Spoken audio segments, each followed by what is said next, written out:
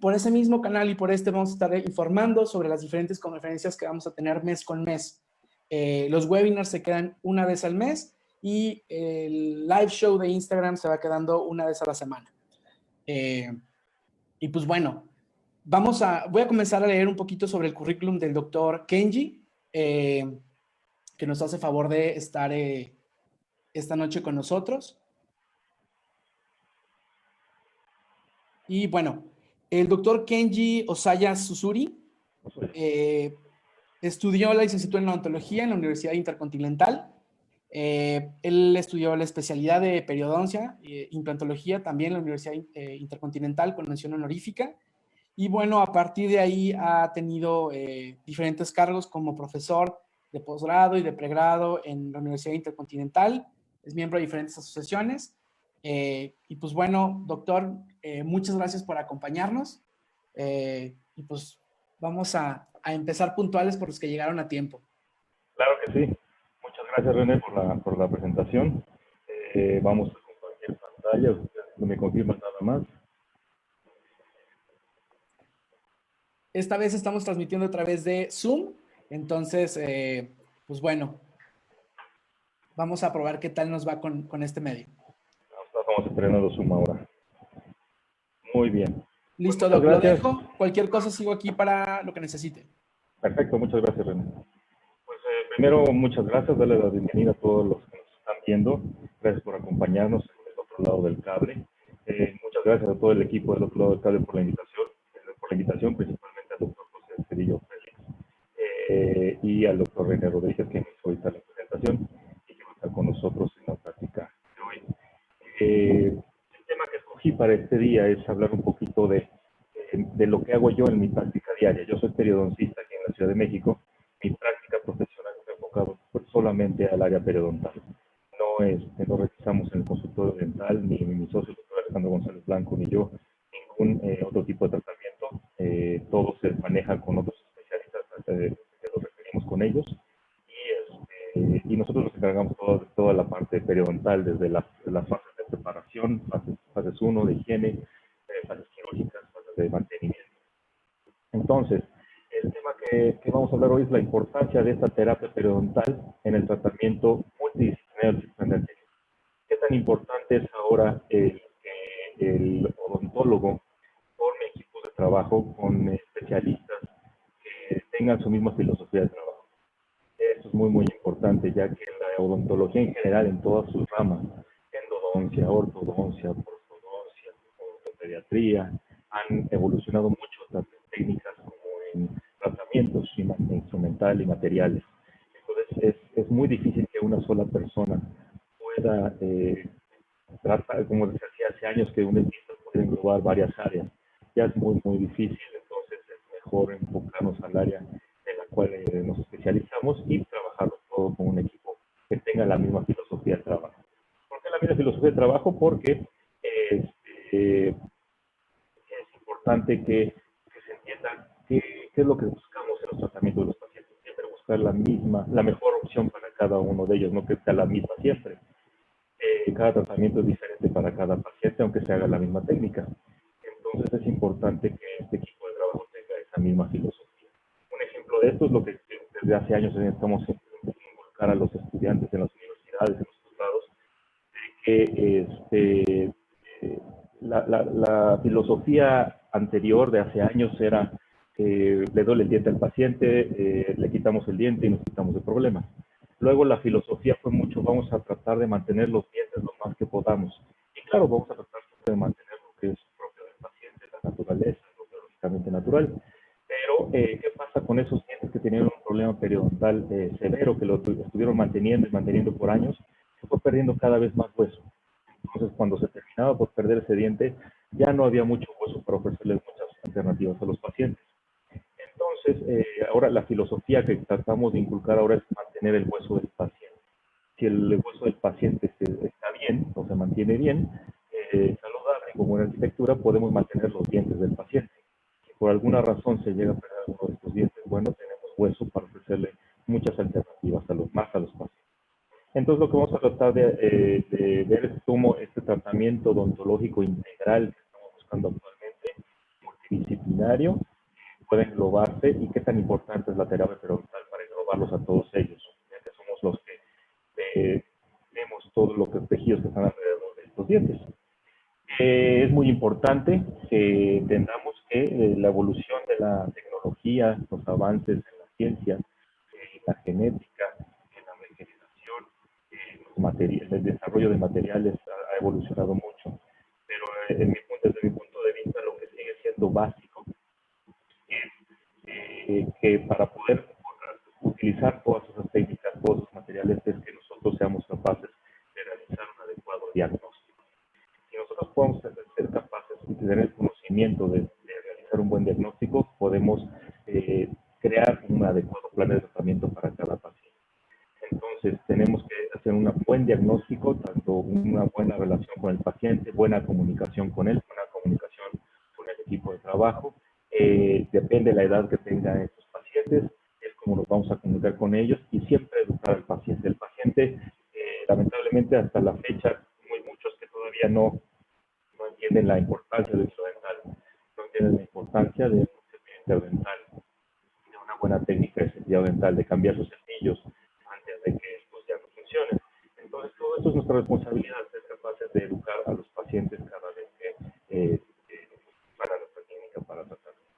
Echar mano a todos los aparatos actualmente de imagenología que nos han ayudado mucho a tener una visión más amplia de las estructuras anatómicas en las cuales vamos a tratar a los pacientes. Principalmente nosotros los cirujanos, los periodoncistas, los cirujanos maxilofaciales, la cirugía endodóntica, cuando se hace algún procedimiento invasivo que va a involucrar otras áreas, otras estructuras alrededor de estos dientes tratados, es importante que tengamos esa perspectiva y esa visión de poder cuidarlas y no lastimarlas. Hay muchas técnicas, uno de los tratamientos que evolucionan también mucho son los implantes dentales. Los implantes dentales es solo una parte de mi trabajo diario, no es lo más importante, ha evolucionado mucho y con ella hemos ayudado a muchísimos pacientes. Pero siempre, en cualquier otra técnica, tenemos que seleccionar bien a los pacientes, ver en qué casos van a funcionar bien, en qué casos no está indicado colocar un implante dental e irnos a una prótesis convencional.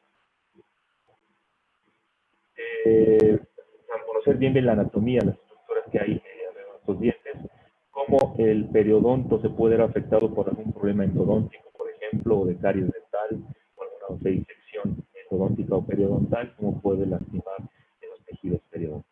Vamos a enfocarnos ahora un poquito a mi área, que es la terapia periodontal. ¿Okay? Los beneficios críticos de esta terapia periodontal siempre van a ser lograr la salud bucal de todos los pacientes.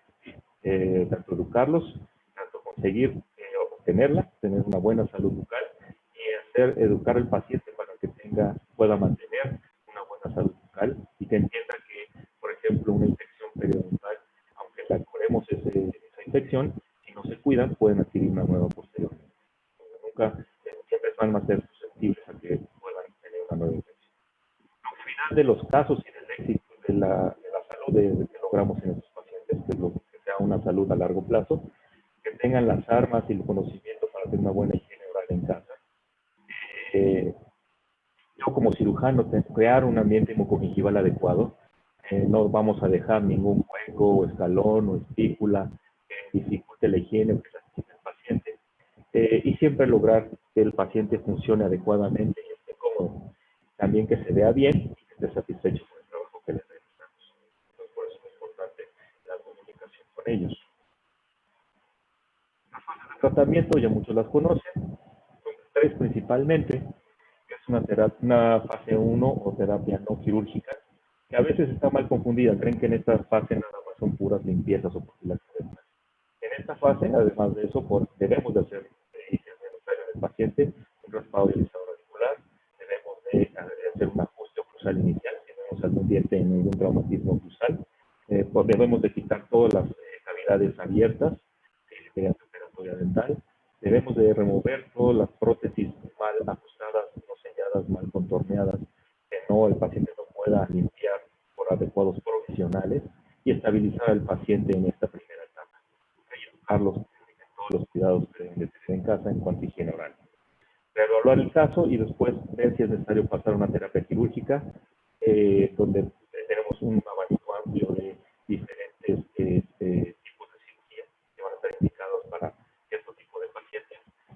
volver a reevaluar y entrar a una terapia periodontal de soporte, que es muy importante siempre mantener a los pacientes. No los podemos dejar olvidados, ya que como dije hace rato, hace un momento, si se descuida el paciente puede adquirir una nueva infección periodontal, puede tener más lesiones cariosas.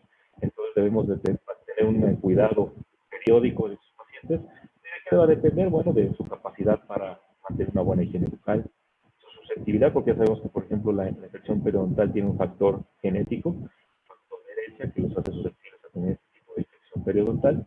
Qué tan amplio o tan grande fue su tratamiento dental y cuál es su capacidad para mantenerlo limpio, mantenerlo funcionando, que esté ocluyendo bien, que no tenga un traumatismo cruzal.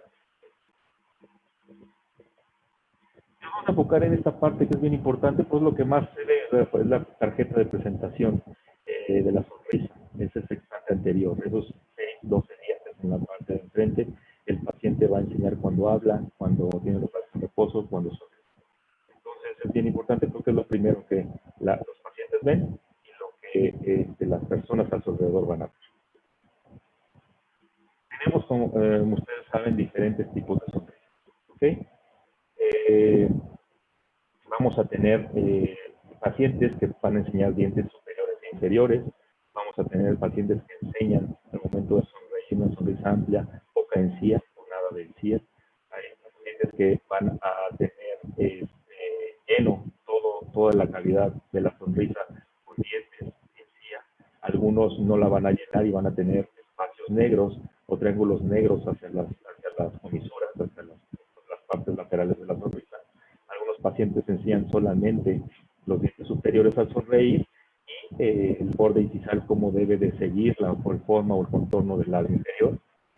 Algunos no lo consiguen, como esta fotografía, pero tenemos una sonrisa más gingival. Después aumenta la cantidad de encía que enseñan al sonreír los pacientes. Y en las últimas dos es ya una sonrisa, una double smile, una sonrisa gingival amplia, donde... Doc, lo voy a interrumpir un segundito. Vamos a tratar de quitar a lo mejor los audífonos, los AirPods, porque se escucha un poco distorsionado y nos quedamos a lo mejor con el puro audio de la computadora. Ok, estamos uno.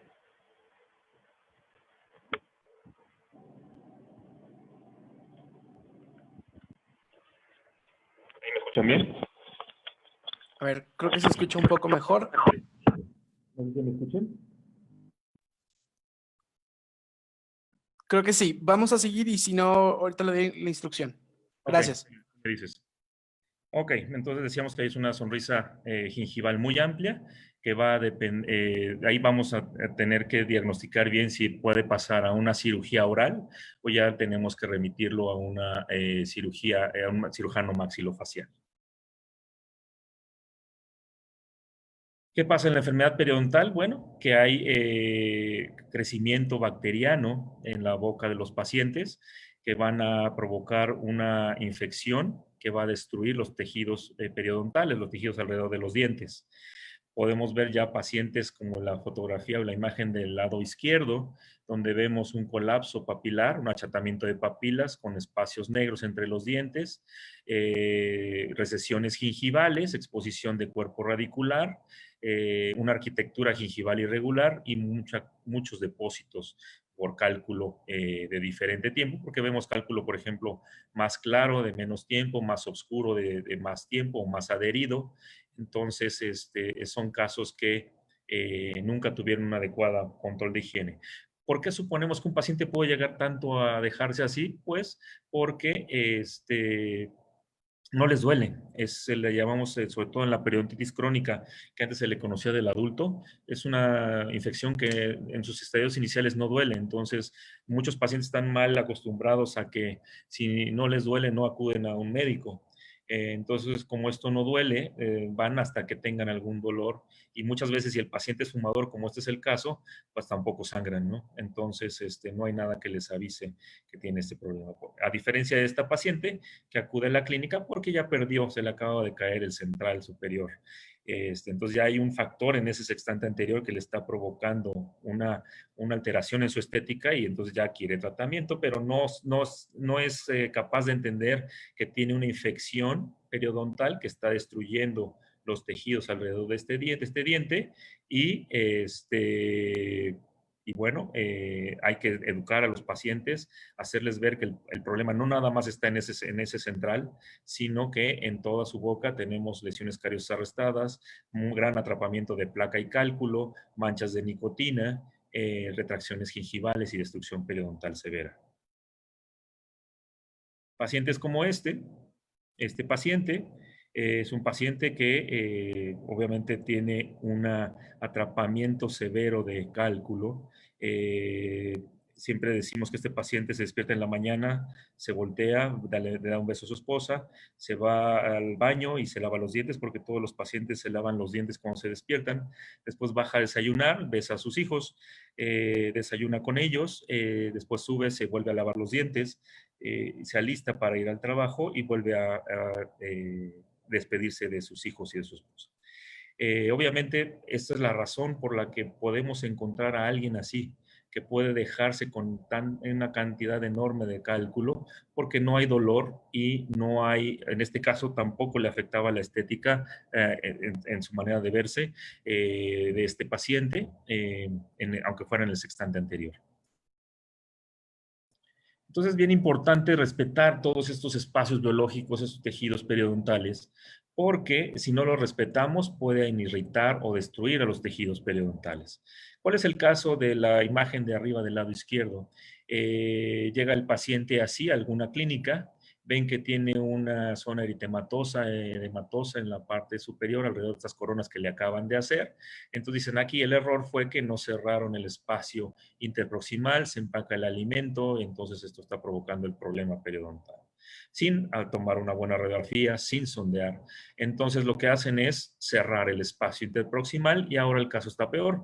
Entonces no era muchas veces esos espacios facilitan la higiene del paciente, pero obviamente hay que cerrarlos, pero para proteger los espacios, los tejidos periodontales. Pero aquí empeoró el caso porque la causa principal del problema era o es una invasión del espacio, del grosor biológico. Entonces, si nosotros violamos ese grosor biológico, que es esa banda de tejido que está alrededor de la raíz de los dientes, arriba de la cresta ósea, entonces, si la invadimos o la lastimamos con alguna corona o restauración protésica, va a provocar una irritación de los tejidos que van a provocar su destrucción y su retracción. Entonces, lo que siempre buscamos aquí es tratar de darle espacio a estas coronas, como vamos a ver más adelante, siempre teniendo un adecuado conocimiento de la anatomía, tanto de la zona de la encía queratinizada, encía libre, encía insertada, mucosa alveolar.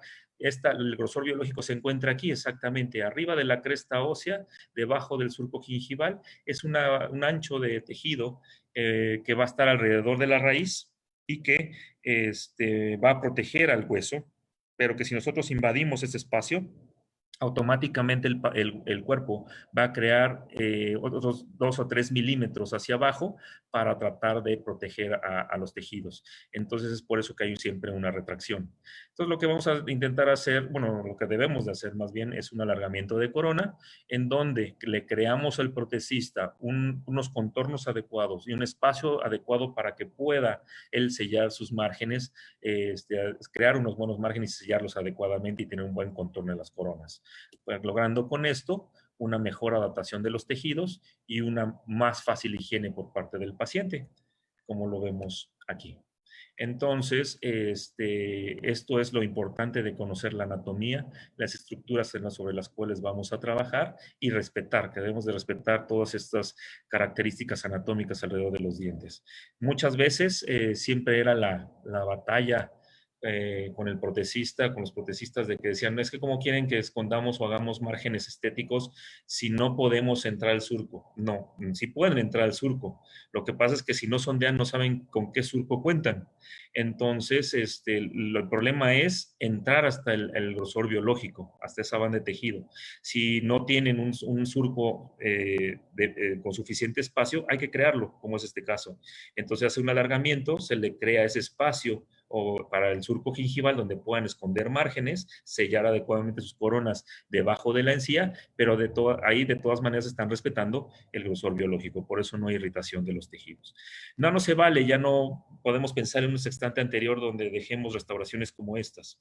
No puedo dejar a un paciente así, no le puedo pedir que se cepille, no le puedo enseñar a cepillarse ni a usar cepillos interdentales ni hilo dental, porque no hay manera que lo pase, no hay espacio. No podemos dejar ya restauraciones de esta manera para tapar huecos o defectos grandes, porque no hay manera de que el paciente pueda cepillar o meter algún aditamento para limpiar debajo de los pónticos, y creamos también lesiones cariosas, ya que no hay acceso a higiene y problema periodontal severo. Entramos a lo que es la terapia periodontal quirúrgica y no quirúrgica.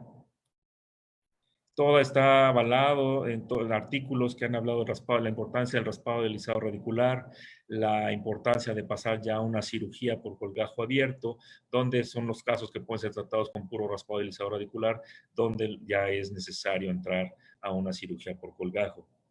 La terapia quirúrgica periodontal, cuando el paciente lo necesita, después de que hacemos la primera fase, lo reevaluamos y vemos que sí es necesario entrar a una fase quirúrgica. Tenemos varios tipos de cirugía. La primera que vamos a ver es la cirugía resectiva. Es una cirugía de eliminación de tejidos. Se ha hablado de ella desde el 1949 con Sluger, donde él ya hablaba de una resección ósea. Goldman en los 50, un desarrollo de contornos gingivales fisiológicos con una gingivoplastía. Friedman en 55 le hablaba de una osteoplastía y ostectomía. Goldman y Cohen en 58 ya nos hablaba de una bolsa infraósea, clasificación y tratamiento. Oceanbein, una resección ósea en la cirugía periodontal, y Pritchard en 61 ya nos explicaba bien la terminología de gingivoplastía, gingivectomía y cirugía ósea. Vamos a ver un caso de una cirugía resectiva, donde vamos a hacer una gingivectomía y gingivoplastía en un paciente con una aparatología de ortodoncia. Es un caso que traté con el doctor Roberto Sánchez Woodward aquí en la Ciudad de México. Él está realizando el tratamiento de ortodoncia para tratar de vestibularizar esos laterales inferiores, pero empieza a haber un crecimiento de tejido. Aquí no es una inflamación, es una hiperplasia gingival, es un crecimiento de tejido, ya que esto no se va a desinflamar por sí solo. Esto creció el tejido, hay que eliminarlo. Pero hay que ver, compensar cuál es la posición del diente, cuál es la posición de la unión cemento-esmalte, dónde está la raíz de estos dientes, tanto del diente en problema como los que están al lado de él, para ver dónde vamos a dejar el contorno gingival. Porque si cortamos al mismo nivel, lo más seguro es que este diente pudiera tener algún tipo de recesión.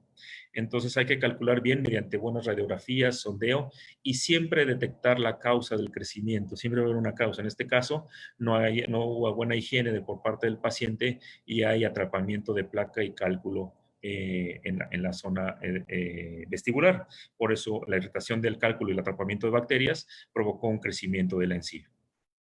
Vamos a eliminarlo mediante un adecuado raspado y alisado radicular. Vamos a desplazar nuestro colgajo.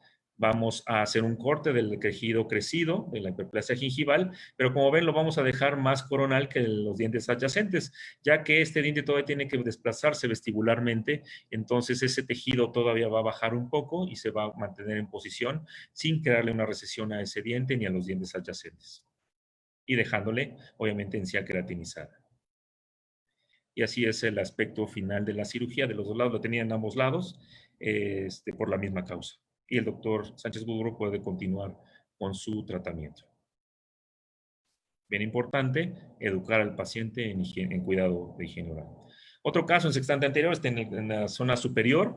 Una paciente que llega conmigo, le hicieron unas coronas ya hace tiempo. Lamentablemente le tatuaron la encía. Aquí creo que es por algún tipo de químico en el hilo retractor que le provocó, porque estaba todo alrededor de los dientes. Es una pigmentación bastante amplia, pero que no nada más está en vestibular del tejido gingival, sino también está dentro del surco, está en la cara interna que da hacia los dientes. Y está abarcando también lo que es la parte del tejido de las papilas.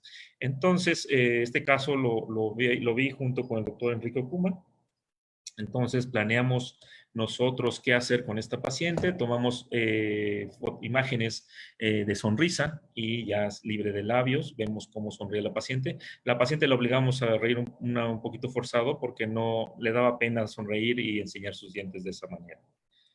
Entonces les digo, es una pigmentación bastante amplia. Aquí no es nada más desgastar la parte vestibular, como se hace con una pigmentación melánica, porque no funcionaría. El tejido está totalmente pigmentado desde la parte interna del surco gingival y llega a las papilas.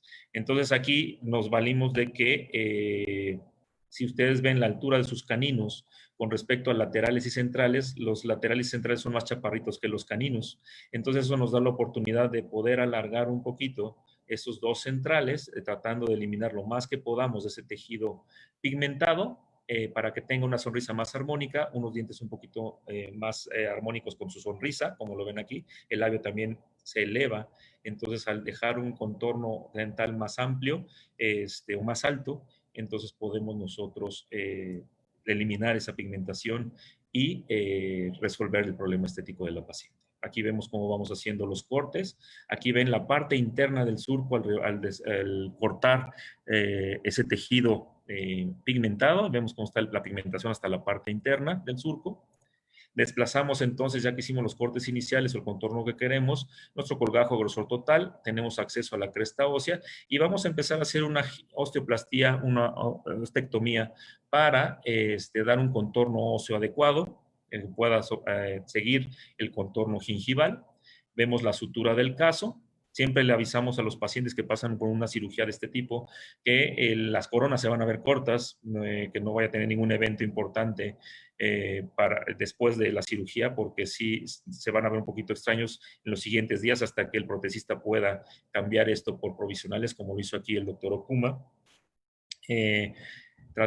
Traté más bien en la cirugía de eliminar lo más que pude sin sacrificar obviamente las papilas de la paciente y poder crearle un contorno gingival adecuado.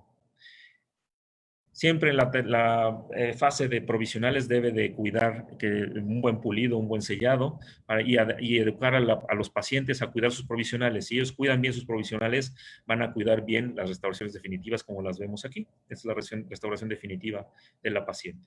No pude eliminar totalmente la pigmentación, como ven en la papila entre 1,1 y 1,2, pero el resultado final creo que es muy favorable y la paciente realmente está muy contenta con el resultado final, como lo vemos aquí del antes y después.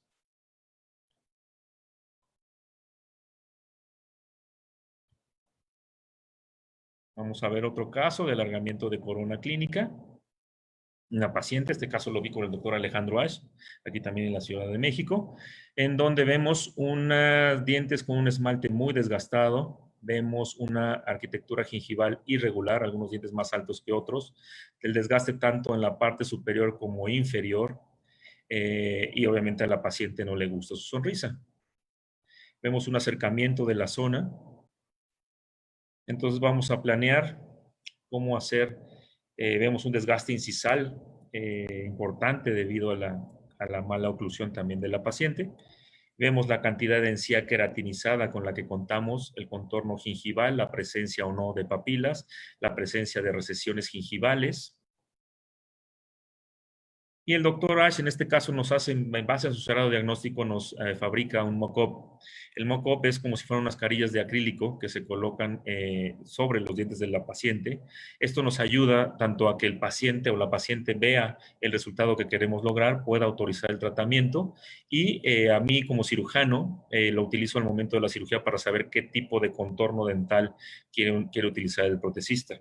¿Ok? Entonces esto mismo me sirve para hacer un contorno en mis incisiones iniciales, para desplazar mi colgajo a grosor total, tener acceso al tejido óseo y este mismo mock-up me va a servir también para ver qué tanto espacio, cuánto tanto tengo que reducir el hueso en una osteoplastía, en una ostectomía, para descubrir estructura radicular sana y que tengamos espacio para el grosor biológico, el surco gingival y la restauración. De esta manera se ve la sutura final, tanto en el sextante superior como inferior. respetando papilas, respetando contorno gingival y respetando tejido queratinizado. Este es del tipo, lamentablemente, de cirugía que más personas se animan a hacer y sin conocimiento y provocan grandes daños, ya que provocan muchas veces que se pierdan papilas o que haya recesiones o que haya movilidad de los dientes. Estos son los provisionales que coloca el doctor Ash. Como ven, falta un central, por eso la línea media no coincide, pero estéticamente a la paciente eso no le afecta. Vemos cómo tiene acceso a higiene, mejora muchísimo en su higiene, están bien sellados, bien pulidos, y esto nos ayuda también a evaluar a cada uno de nuestros pacientes. Vemos los acercamientos, tanto del sextante superior como inferior. Y este es el resultado final de la prótesis definitiva, tanto superior como inferior, ya de un color más adecuado para la paciente y ya es mantenible más fácilmente por la paciente, ya que lo aprendió al cuidar sus provisionales. La sonrisa de la paciente. Vista superior, vista inferior. El antes y el después.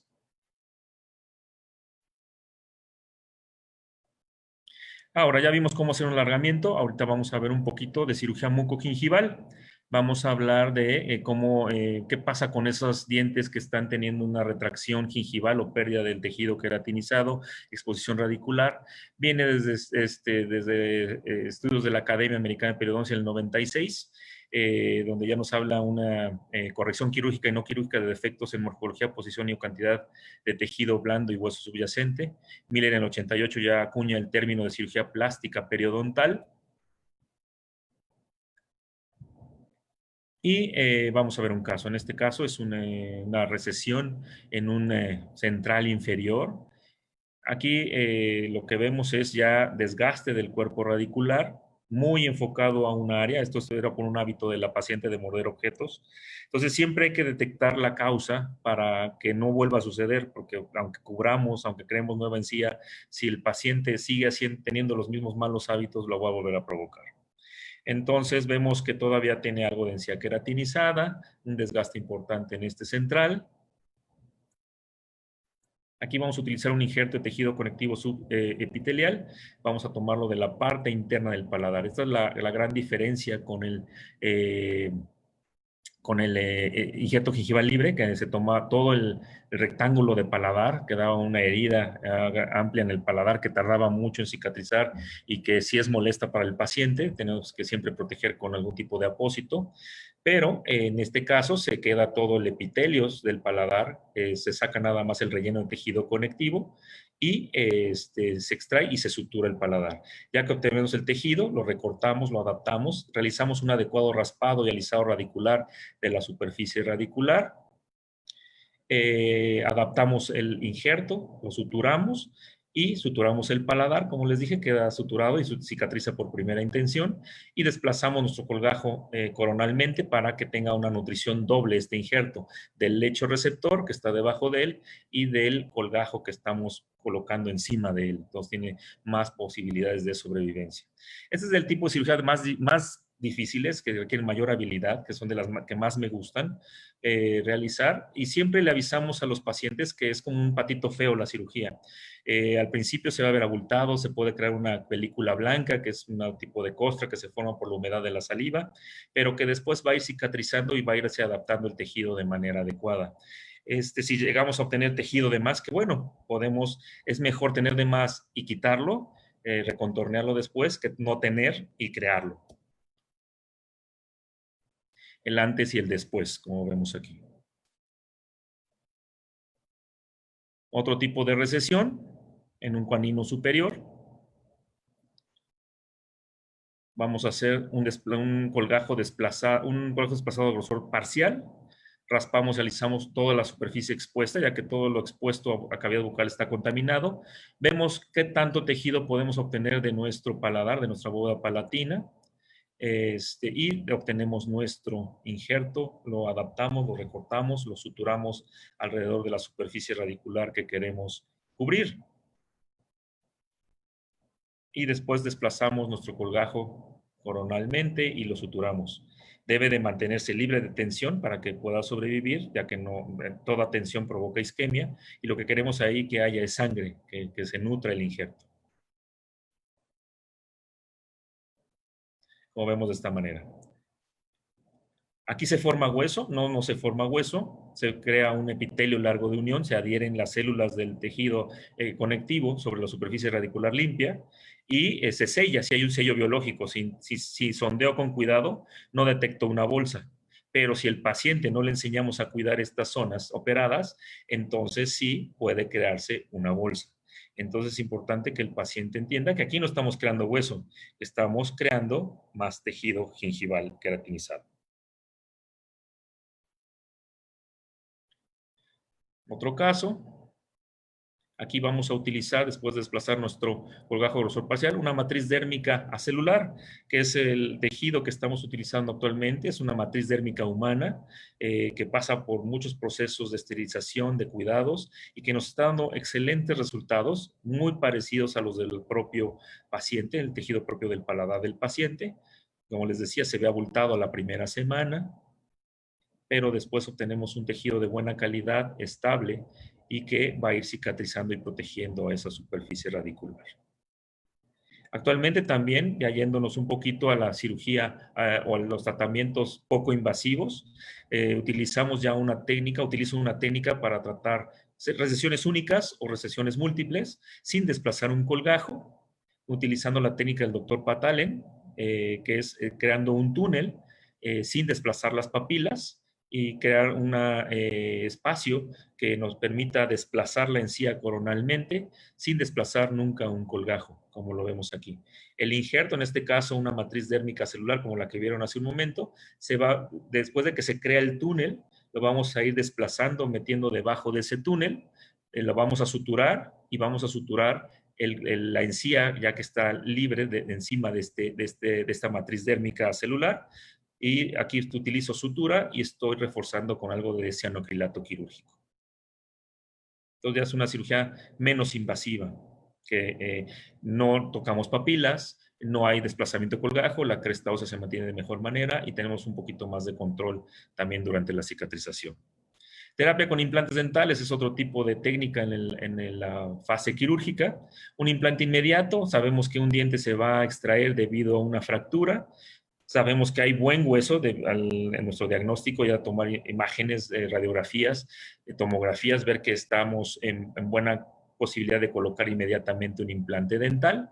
Ahí vemos cómo vemos la fractura de este lateral. Nos preparamos para extraerlo, tanto el diente como la parte de la raíz, de una manera traumática para no perder esa tabla vestibular.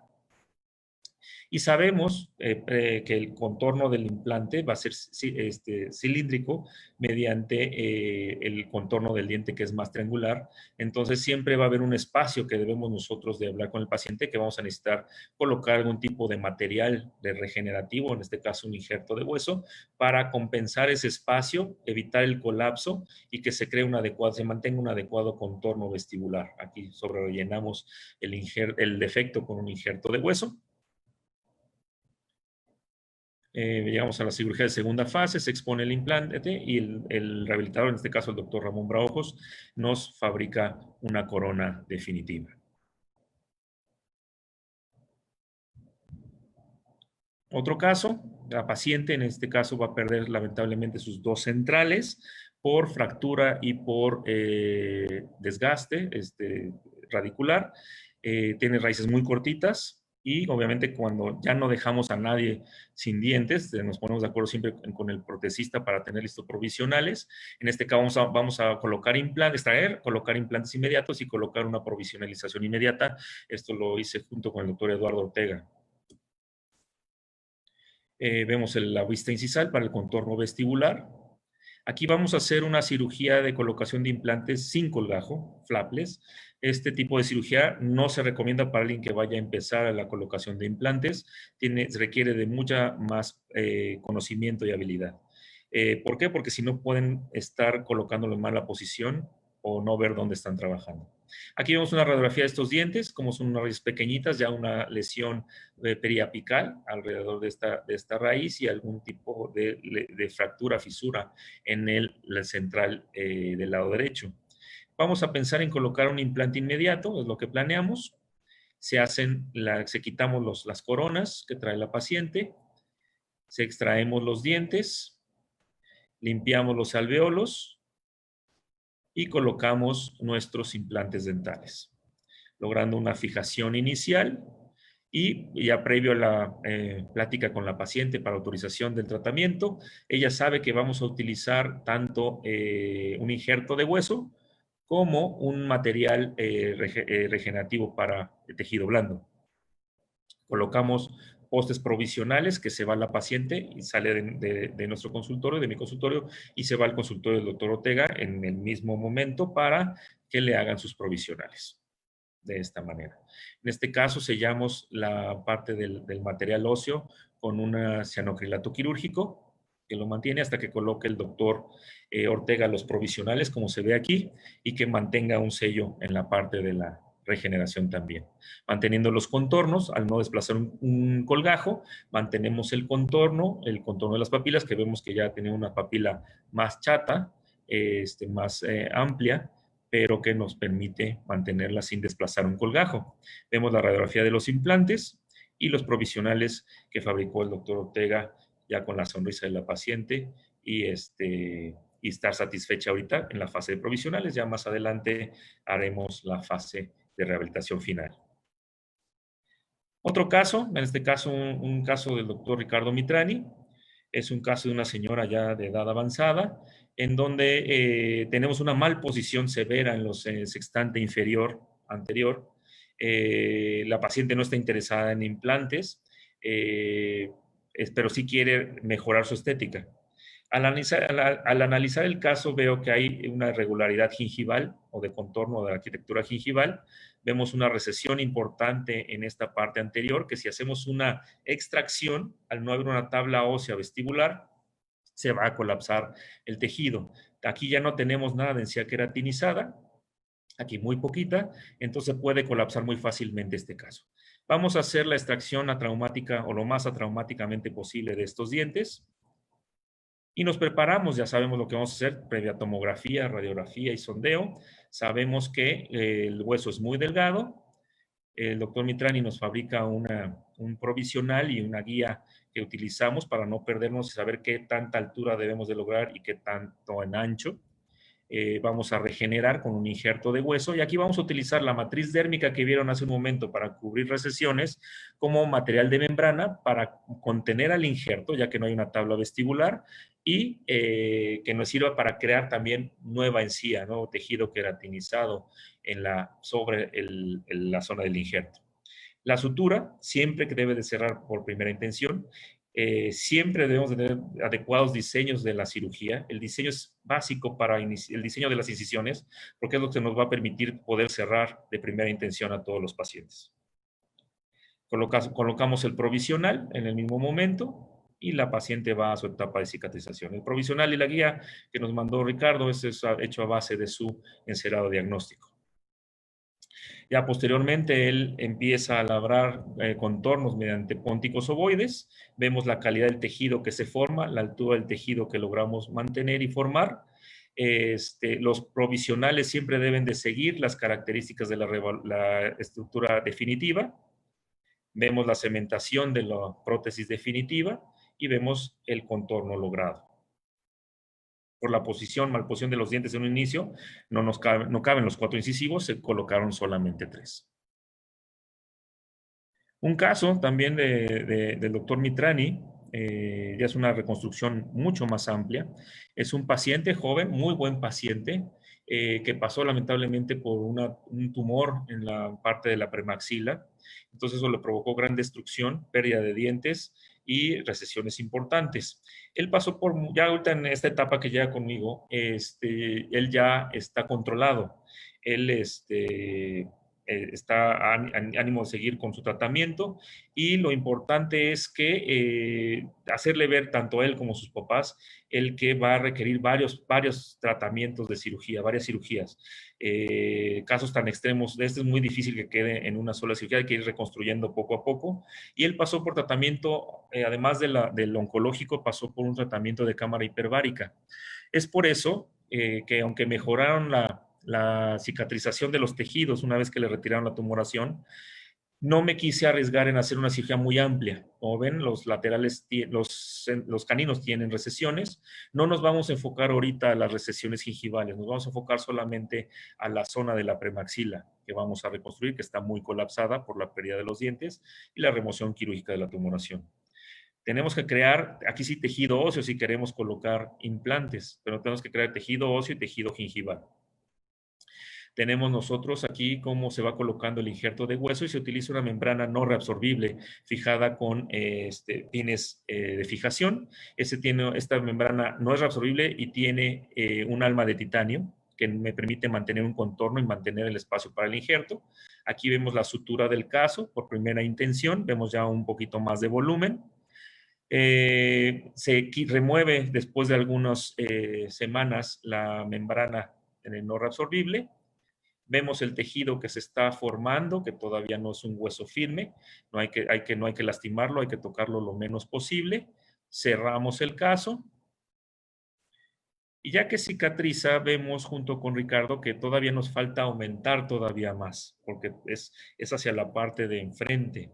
Entonces, que tenemos que tener más volumen de acuerdo a la oclusión que le queremos dar. Entonces, aquí estaba el antes y el después de la parte anterior, después de la primera cirugía, la vista incisal y el tejido que logramos formar ya maduro. Entonces ya podemos desplazar un colgajo, podemos manipularlo. Aquí vamos a colocar más injerto de hueso y otra matriz dérmica celular para crear más encía, mayor volumen. Necesitamos más volumen en este paciente. Como lo vemos aquí, después de esta cirugía, el paciente mientras, el doctor Mitrani le fabricó un guarda con unos dientes para que el mismo guarda sirviera como un descanso oclusal y no se lastimara la parte operada. Ya en ese caso decidimos, por el mismo tipo de tratamiento que lleva el paciente, hacer una colocación sin levantar colgajo mediante una guía quirúrgica. Vamos a una cirugía guiada, vamos a colocar los implantes dentales a través del tejido sin desplazar un colgajo, y ahí vemos cómo están colocados los implantes, y ya posteriormente Ricardo coloca unos provisionales de estos implantes para después ya pasar a la rehabilitación definitiva. Entonces son casos mucho más severos que afectan el sextante anterior y que nos ayuda mucho el tener ya a la mano estas técnicas y saber utilizarlas, saber cómo funcionan y de qué manera usarlas. Vamos a pasar ya como última parte a la cirugía piezoeléctrica. Es creada en el 2003 por los doctores Bercelote y Overmeer, que hablan acerca de la introducción a la piezocirugía. Está basada en dos conceptos fundamentales de microcirugía ósea, que es la cirugía mínimamente invasiva y la predictibilidad quirúrgica, ya que al lastimar menos los tejidos, somos más predecibles de lograr un buen resultado en el tratamiento. Utilizamos un aparato o instrumento piezoeléctrico que mediante una corriente eléctrica provoca una excitación de unos anillos piezocerámicos, permitiendo el movimiento de la punta de trabajo, muy parecido, no es lo mismo, pero es muy parecido al ultrasonido que utilizamos, en donde se crea una alta vibración mediante una explosión de las moléculas de agua. Las ventajas es un tratamiento preciso de tejidos duros y cuidadoso de los tejidos blandos. Es cuidadoso, muchas veces la gente cree que no corta tejidos blandos. Sí los corta, si no los sabemos utilizar, puede lastimar tejidos blandos, pero sí es cuidadoso con los tejidos blandos. Los cortes son micrométricos, por eso es considerada una cirugía mínimamente invasiva. Buena visibilidad y control por el efecto de cavitación o el estallamiento de las moléculas de agua, por la ultravibración y por la iluminación. Control óptimo del procedimiento quirúrgico y es muy preciso y seguro.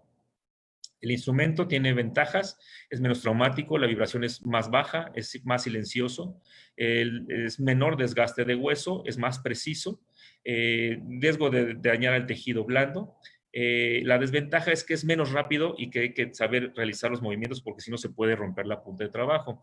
Si yo me comparo haciendo una elevación de seno, una ventana lateral, con un instrumento rotatorio que con un piezoeléctrico, con los dos lo puedo lograr, pero sí va a ser un poco más rápido el rotatorio que el piezoeléctrico. El piezoeléctrico va a ser más preciso. Aplicaciones tiene varias en cirugía ósea, en elevaciones de seno maxilar, en endodoncia, en extracciones, en periodoncia como curetas para lograr el alisado radicular y en algunos países y en implantología ya que cuentan con algunas puntas especiales de trabajo. La microcirugía ortodóntica con cirugía piezoeléctrica se le da las siglas de PAOO o PAO, que es Periodontally Accelerated Osteogenic Orthodontics, doctor Thomas Wilcock y el doctor Ferguson en el 2001. Y luego también viene la técnica de dislocación monocortical y distracción ligamentaria del doctor Tommaso Berselotti y el doctor Andrea Podesta en el 2007. Y la técnica de piezo scission, que es en el 2009 por estos doctores. Entonces, como ya vimos, es mucho menos invasivo.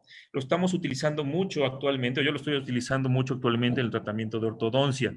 Varios ortodoncistas, debido a que pacientes quieren acelerar sus tratamientos, el tiempo de sus tratamientos de ortodoncia, o hay dientes que el mismo ortodoncista no está teniendo éxito para lograr mover, entonces con este tipo de técnicas podemos ayudar a mejorar el tratamiento. Okay. Lo utilizo mucho con los doctores Nasib Balut, con el doctor Siman, Yair Siman aquí en la Ciudad de México, con el doctor Nizan aquí en la Ciudad de México. Este es un caso donde el lateral superior izquierdo no están teniendo capacidad para moverlo por medio de la aparatología de ortodoncia. Entonces vamos a someter a la paciente a una piezocirugía para acelerar el tratamiento de ortodoncia. Desplazamos un colgajo a grosor total y vamos ya previo a un diagnóstico muy amplio mediante la utilización de una tomografía,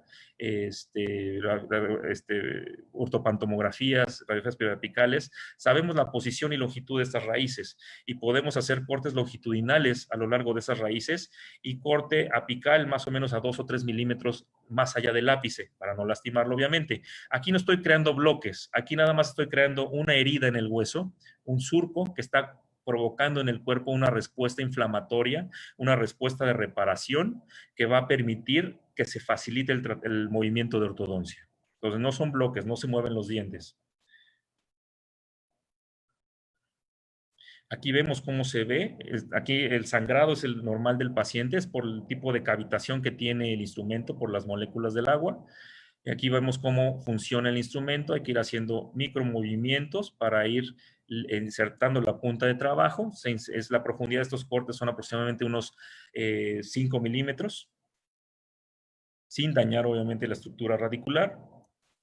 Hacemos los cortes apicales y la técnica actual es colocar algo de injerto de hueso sobre estos cortes, ya que no les digo, no son bloques, no estamos moviendo dientes por los cortes, sino creando nada más una respuesta inflamatoria, una respuesta cicatrizal. Y empezamos a ver ya junto con el ortodoncista cómo mejora la posición de ese diente mediante la aparatología de ortodoncia. Como lo vemos aquí, el antes y el después, así es como va la paciente.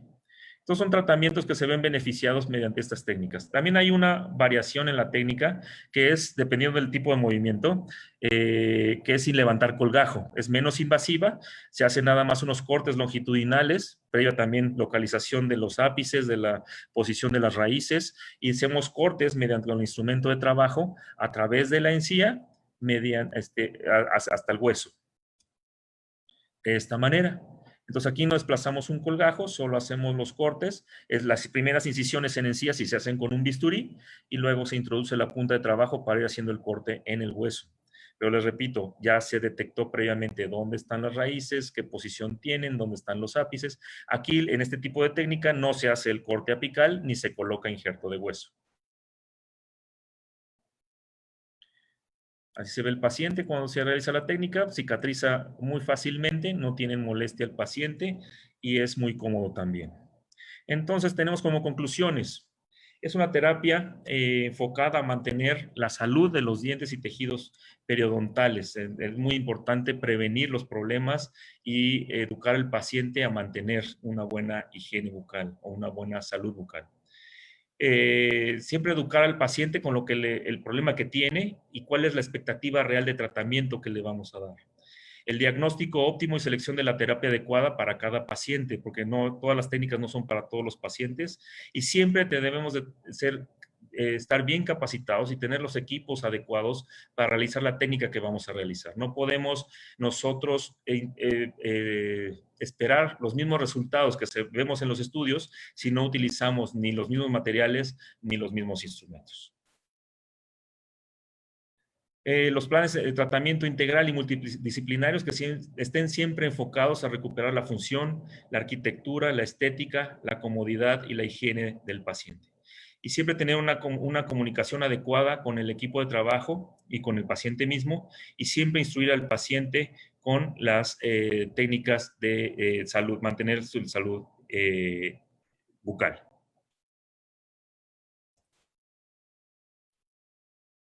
Muy importante siempre, decimos en la conferencia, siempre mantener un conocimiento, un entendimiento de lo que hacemos, prepararnos siempre, como todas las personas que ven del lado derecho de la pantalla, tener el equipamiento, la experiencia, la habilidad de poder hacer las técnicas, seleccionar bien a los pacientes y bien importante, evaluar nuestro trabajo diario. No me queda más que agradecer de nuevo la invitación que me han dado. Ahorita vamos a ver algunas preguntas que me han hecho, pero agradecer a los maestros que me han preparado durante todo este tiempo. Ahí vemos al doctor Alejandro González Blanco en el centro, al doctor Sasha Jovanovic, al doctor Isman Urban, Roberto Lee, al doctor Patalen, al doctor Lee. Y muy especialmente quiero agradecer por la amistad y el apoyo siempre del doctor José Cedillo y su esposa Marta Félix, mi cariño por siempre y dedicarles esta conferencia. Entonces no me queda más que agradecerles. Vamos a ver algunas preguntas que me han dado.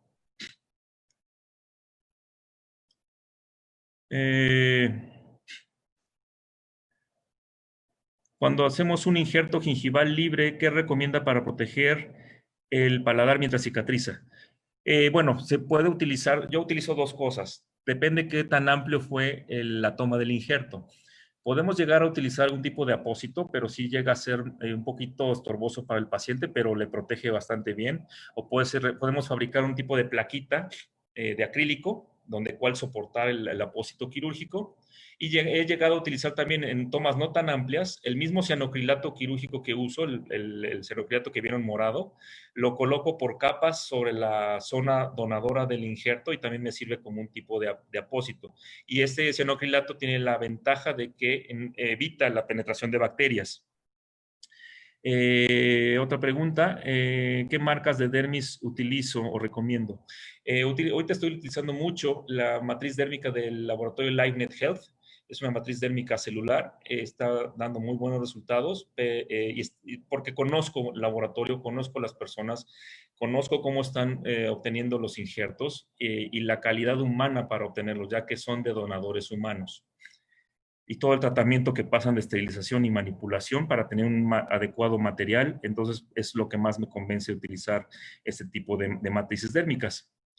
Indicaciones para el cianocrilato, ¿en qué casos lo puedo utilizar sobre el hueso? Bueno, tratamos de que nada más sea como un sello, sellarlo o un material biológico. Podemos colocarlo sobre injerto, sobre membranas, solamente para cubrirlas por algunos días.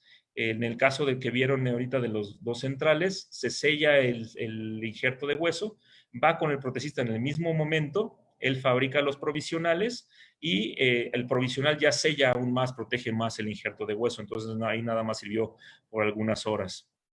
Pero sí, el cianocrilato también tiene las indicaciones, perdón, de servir para reforzar puntos de sutura, para unir dos bordes de una herida, para cubrir, como dije en un principio, la zona donadora del injerto gingival libre, o alguna lesión en mucosa también puede sellarla un poquito sin ningún problema y es bastante cómodo porque es flexible, entonces no es duro y no lastima al paciente.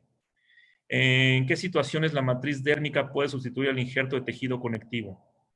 Bueno, aquí sí tienen que conocer el material que se vaya a utilizar y tipo de tejido o del paciente que lo vamos a utilizar.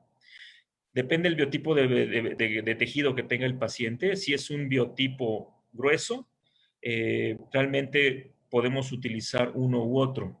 Pero si es un biotipo muy delgadito, como puede ser en una región anterior inferior, que el tejido es muy delgado, o muy fácil de que se desgarre o manipularlo es un poquito más difícil, yo, en mi opinión, yo utilizo más un injerto de tejido conectivo subepitelial en un sextante anterior inferior de un tejido biotipo muy delgadito. Esa sería mi indicación, tal vez, para utilizar más un injerto de tejido conectivo que una matriz dérmica. Pero en general, tanto la matriz como el injerto de tejido conectivo se puede utilizar en ambos tipos de pacientes. También muchas veces se habla con los pacientes, se les explica que hay las dos opciones. Algunos no quieren utilizar la matriz dérmica, tenemos que utilizar forzosamente su propio tejido conectivo. Y hay quien me dice, no hay ningún problema, prefiero evitarme la cirugía de paladar y utilizar la matriz dérmica. Muchas gracias a Sofía Romero por la felicitación. ¿Hay algún límite de colocación de matriz en este tipo de casos? ¿Alguna limitante? Es lo que entiendo para colocar una matriz dérmica. Pues no tanto como una limitación, sino que este tipo de matriz ya puede quedar alguna parte ligeramente expuesta. O algo expuesta, pero sí se trata la mayoría de las veces de poderla cubrir. Tal vez sería lo que me está preguntando aquí Sofía Romero. Tal vez en estos casos sí pensar si irnos más a un injerto de tejido conectivo que pueda quedar más descubierto, pero aún el tejido conectivo lo tratamos de cubrir como vieron en las fotografías, entonces no sería tanto la contraindicación. ¿Alguna contraindicación para el uso del piezoeléctrico? Que el operador no sepa utilizarlo, porque si ustedes colocan la punta y pisan el rióstato o el pedal y se activa la punta de trabajo sin irrigación, sin suero, se rompe la punta. Así de delicado es el instrumento. Si ustedes no hacen micromovimientos y se les atora a la hora de hacer un surquito, se rompe la punta. Entonces, esa sería una gran contraindicación. Contraindicaciones en pacientes, realmente no hay una en específico, porque sí es una cirugía mucho más precisa, más controlada. Controlamos también el sangrado del paciente o la zona de visión de la zona operada. Entonces, le digo, la única contraindicación desventaja que yo le veo al utilizarlo, que tampoco es una gran desventaja, es un poquito el tiempo, pero es mucho más preciso. El corte que hace el piezoeléctrico es el más fino de todos los instrumentos de corte quirúrgicos. Una sierra quirúrgica, un instrumento rotatorio, un piezoeléctrico, el que tiene el corte más preciso y más nítido es el piezoeléctrico. No sé, preguntarle a René si hay alguna otra pregunta. No sé ya si no hay más preguntas, Doc. Sí, aquí Perfecto. estoy. Nada más, de nuevo, agradecerles del otro lado del cable por haberme invitado. Espero que haya sido de su agrado la conferencia y estamos aquí en la Ciudad de México para lo que necesiten. Les agradezco y el habernos escuchado el día de hoy. Gracias, René. Muchísimas gracias, doctor Kenji, por habernos acompañado. Ha sido un verdadero placer. Gracias a toda la audiencia que nos acompañó a esta hora. Gracias por seguir educándose, gracias por compartir con nosotros. Y sigan aquí, vamos a tener más conferencias. Los esperamos el próximo mes para continuar con el ciclo de conferencias propiamente del otro lado del cable. Y los esperamos la próxima semana a través de Instagram Live, de nuestra cuenta igual del otro lado del cable, para continuar con nuestro programa que se llama Cortocircuito. Es un live show donde tratamos temas un poquito más relajados, un poquito más fuera de lo académico. Y vamos a tener el tema de la próxima semana junto con la doctora Adriana Rojas. El tema es el decálogo del recién egresado. Como los 10 consejos que podemos dar desde nuestra corta experiencia o que recomendamos, justo para los recién egresados, para la gente que está saliendo. Y nos va a dar mucho gusto que compartan con nosotros. Entonces, pues nos vemos la próxima semana. Cortocircuito, Instagram Live, les vamos a dejar la publicidad. Y pues muchas gracias, eso es todo. Gracias, doctor. Hasta luego, gracias.